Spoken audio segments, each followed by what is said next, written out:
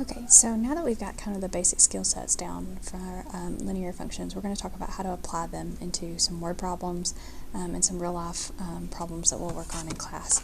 So the first thing we want to talk about is there's 4 different types of word problems because there's 4 different types of equations that we've discussed in class. So the first one is slope-intercept form. So if you remember, that's y equals mx plus b.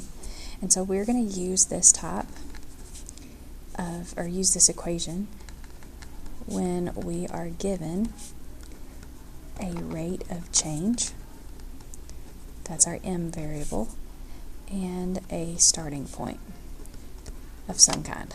That's going to be our b variable.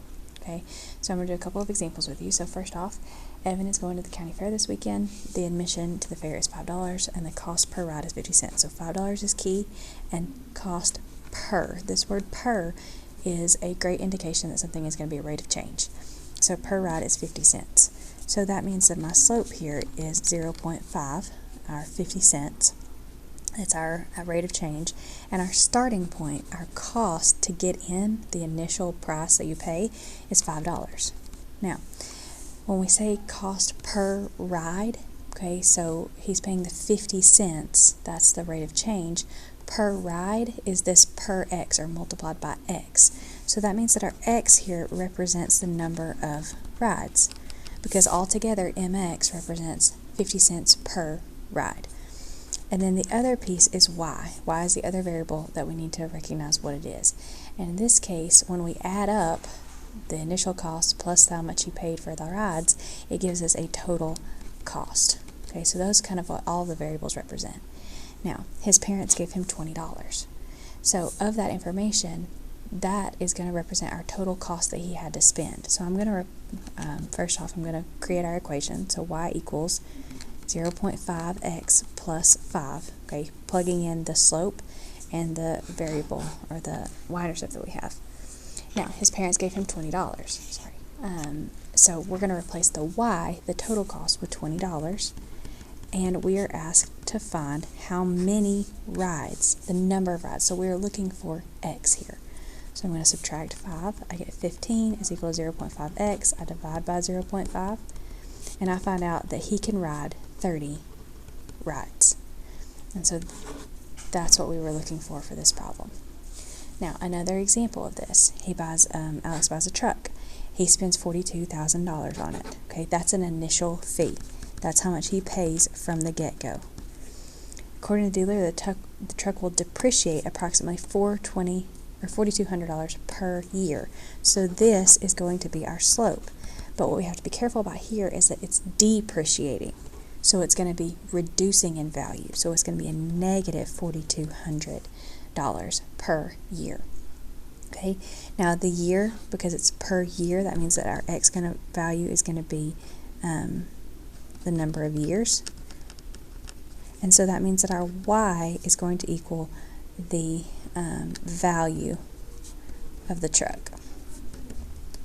Okay, so when we create our equation, y is equal to negative 4,200x plus the original 42,935. Okay, and so that becomes our equation.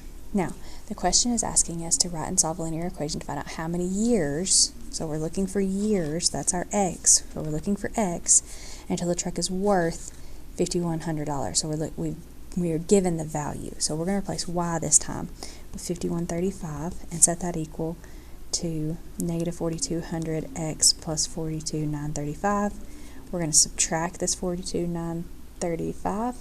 I get negative 37,800 equal to negative 4,200x. I divide by the negative 4,200, and I find out that it's going to take 9 years.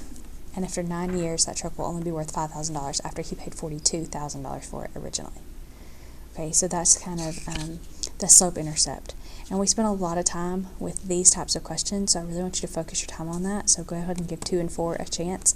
And if you have any questions, you can ask me. If you want to check your answers, bring it to me, and I'll have the answer key for you. Okay, let's go ahead and look at type 2. This is our standard form. If you remember, that's ax plus by is equal to c. We use these when the problem relates 2 different objects. These can be a little bit tricky to create the equation. It's sometimes just a little bit more vague in the information that we've been given, so we have to be careful. So this one, if you read the question, Sam's ordering 2 hamburgers and 3 hot dogs. So we're relating hamburgers and hot dogs here. We're going to be relating those 2 different things together from the concession stand at the baseball game, and his bill comes to $19.05. So there's a total amount here, and so that is going to be something is equal to $19.05. There's a something plus something. The total cost of the hamburgers that he bought and the total cost of the hot dogs. Well, he bought 2 hamburgers and 3 hot dogs, so we know that those numbers are included. What we don't know is the cost of each hamburger and hot dog. So X is going to represent the cost of 1 hamburger, and Y is going to represent the cost of 1 hot dog. And we multiply that by how many of them that he purchased. So 2x plus 3y equals $19.05. And that'll give us the total amount of money that he spent. It'll be 2 on the hamburgers, 3 of the hot dogs, in total $19. Now the next piece of information tells us that the hamburgers cost $5.25 each. So I'm going to replace x with $5.25 because that's the cost of 1 hamburger. So 2 times 5.25 plus 3 times y is equal to 19.05. I got 10.5 plus 3y is equal to 19.05. I'm going to subtract. I get 3y is equal to 855, and I'm going to divide by 3. So I come out with y is equal to, or the cost of a hot dog is $2.85. Okay, now let's look at one more example of the standard form type of question. Okay, so on these, let's look at number 7. Karen's piggy bank has all dimes and quarters. Okay, so I'm relating, again, dimes and quarters together. The total value of the money in her piggy bank is $11.40. So something plus something is equal to $11.40. Okay, and I know that it's the amount of money that she has for the dimes and the amount of money that she has for the quarters. Okay, but I'm still missing a piece of information here. I know that X is going to represent the number of dimes, and I know that Y is going to represent the number of quarters, but that won't give me the amount of money that is worth, the value of that. What I also need to include is what's the value of 1 dime multiplied by how many dimes, and the value of 1 quarter multiplied by how many quarters. So you have to remember that 0.1, that's a dime, is worth $0.1, 10 cents, times X, and 0.25 for the quarter, Y. So my equation becomes 0.1x plus 0.25y is equal to 11.40. That's what I'm going to be adding for my equation. Now, I'm told that Karen has 36 quarters. So this number, y, is equal to 36. So 0.1x plus 0.25 times 36 is equal to 11.40. So now I need to find how many dimes she has. So I'm going to solve for x. So 0.1x plus this 0.25 times 36 becomes 9. I'm going to subtract the 9, and I have 240, and then I divide by 0.1, and I find out that she has 24 dimes. So if she had 36 quarters, she has 24 dimes to make up that $11.40. Alright, so we're going to stop here, give you an opportunity to work on 6 and 8. If you have questions, you can ask them. Make sure that you bring them to me and let me check them, and we'll see where we're at. And then in the next video, we'll talk about point and slope types and 2-point types of equations.